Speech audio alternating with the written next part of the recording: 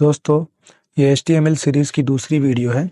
इस वीडियो में हम बात करेंगे HTML स्ट्रक्चर के बारे में कि HTML का स्ट्रक्चर कैसे काम करता है और HTML के जो अलग-अलग एलिमेंट्स हैं, उनकी मदद से हम कैसे HTML का लेआउट बना सकते हैं। तो चलिए शुरू करते हैं। पहले हम बात करेंगे उस दिन जो हम लोगों ने देखा था, उस वीडियो में ये जो ओपन विद लाइव सर्वर का ऑप्शन आ रहा था, बहुत सारे लोगों को इसमें आ नहीं रहा होगा अगर उन्होंने इंस्टॉल नहीं किया होगा। तो मैं बता दूं कि वो एक एक्सटेंशन होता है VS कोड का। इसके लिए यहाँ पे जाएंगे और लाइव सर्वर लिखेंगे, तो उसको सिलेक्ट करेंगे तो यहाँ से इंस्टॉल हो जाएगा। मैंने इंस्टॉल कर रखा है, अगर आपने नहीं किया तो कर लेंगे, तो ये ऑप्शन काम करने लगेगा। चलिए शुरू करते हैं और हम देखते हैं कि जो मैंने आपको बताया कि स्ट्रक्चर बनता है। तो बेसिकली HTML के अंदर दो तरह के एलिमेंट्स होते हैं, एक होता है ब्लॉक लेवल एलिमेंट और दूसरा होता है इनलाइन एलिमेंट। तो देखते हैं कि कैसे काम करता है। फिलहाल मैं लिखता हूँ और इसमें मैं लिख देता हूँ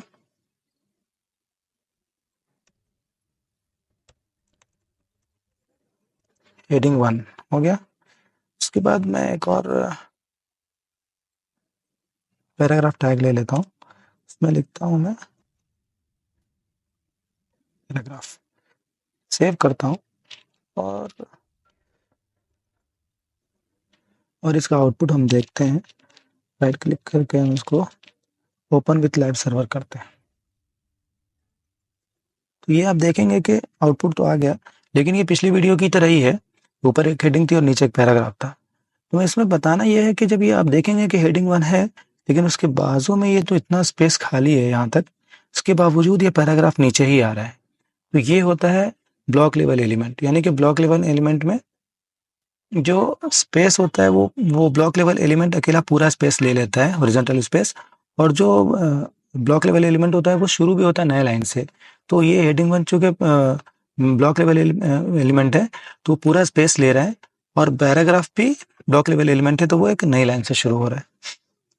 तो ये दोनों ब्लॉक लेवल एलिमेंट हैं। लेकिन अगर मैं नीचे टाइप करूं स्पैन और उसमें मैं लिख दूं स्पैन 1, ठीक है, तो हम लोग नीचे आते हैं और मैं यहाँ फिर से एक और स्पैन लेता हूँ और यहाँ मैं लिख देता हूँ स्पैन 2।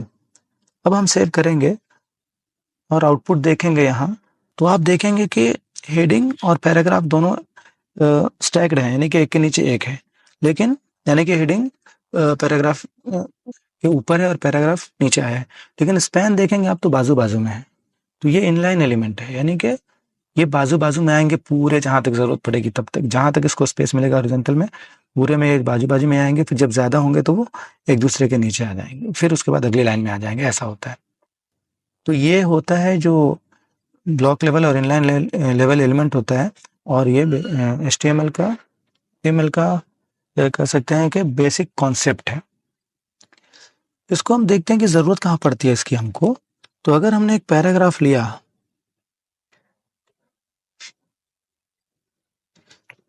और उसमें हमने लिखा 20 वर्ड का, हमने एक पैराग्राफ ले लिया, ऑल्ट Z करके इसको रैप कर लेते हैं, सेव करते हैं और आउटपुट देखते हैं। तो आपने देखा कि एक वर्ड, ये एक पूरा पैराग्राफ आ गया हमारे सामने। अभी हमको जरूरत कब पड़ती है इनलाइन लेवल एलिमेंट की, कि अगर ये पैराग्राफ है, इसके अंदर हमको अगर जरूरत पड़ी कि हमको इतना, जो ये 2 वर्ड है, इसको हमको बोल्ड में दिखाना है, तो उसको बी टैग में हम डालेंगे और सेव कर लेंगे। अभी हम देखेंगे कि देखिए, ये जो हमें एक ही पैराग्राफ के अंदर और उसी लाइन में थोड़ा डिफरेंट चाहिए था, ये इस वजह से जरूरत पड़ी हमको यहाँ पे इनलाइन एलिमेंट की। अगर हम इसको ब्लॉक लेवल में डालते तो फिर ये क्या होता है, एक अलग लाइन में आ जाता है। तो इस तरह जब हम कोई लेआउट बनाते हैं या पेज बनाते हैं या स्ट्रक्चर बनाते हैं, तो उस टाइम हमको ये इस चीज की जरूरत पड़ती है।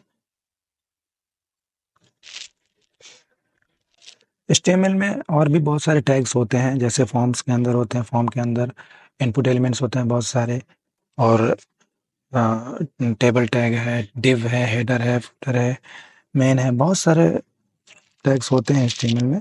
लेकिन बेसिकली इन सब में यही होता है कि बहुत सारे टैग्स ब्लॉक लेवल के होते हैं, बहुत सारे इनलाइन लेवल के होते हैं। तो अगर आपको ज़्यादा डीपली जानना है तो आप W3 स्कूल पे जा सकते हैं। ये W3 स्कूल्स करके वेबसाइट आती है। यहाँ जाकर आप HTML के लिए बहुत अच्छी वेबसाइट है। अगर आप जाएंगे यहाँ और यहाँ से आप HTML पे क्लिक करेंगे तो आप बहुत सारा इसमें डिटेल में पढ़ सकते हैं और जान सकते हैं। तो आज की वीडियो में इतना ही। आगे की वीडियो में और डीपली हम HTML के बारे में बात करेंगे और ज़्यादा चीज़ें सीखेंगे। वीडियो अच्छी लगी हो तो लाइक और सब्सक्राइब करें। मिलते हैं अगली वीडियो में। शुक्रिया।